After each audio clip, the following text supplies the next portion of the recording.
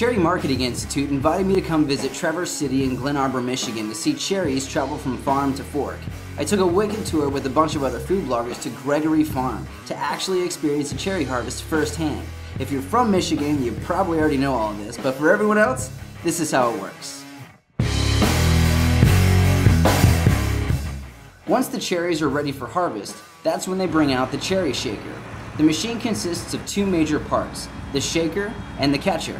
The shaker has two rubber prongs that extend and grab the base of the tree. The process is actually pretty simple. It's not how hard you shake the tree, but how you shake the tree.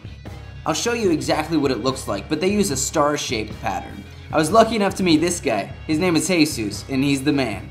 He's the guy that's been running this crew for almost 15 years. He let me sit behind the wheel of the shaker and give it a go. This is what it looks like in action.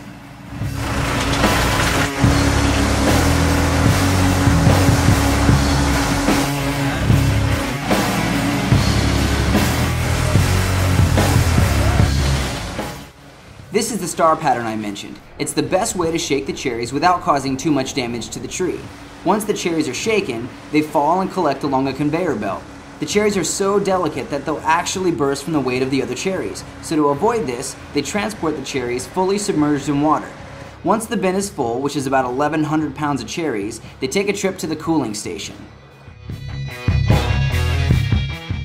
They pump the cold water into the bins for two reasons. First, it cleans the cherries, but secondly and more importantly, it allows the skins a chance to firm up a bit, making them way more durable and ready to process. From here, the cherries go in many different directions. I had fresh cherries, chocolate-covered cherries. I had cherry tea, cherry salsa. I even had cherry sparkling wine. I had a cherry cream soda, a cherry brie, a cherry barbecue, and I couldn't leave cherry country without having a piece of cherry pie.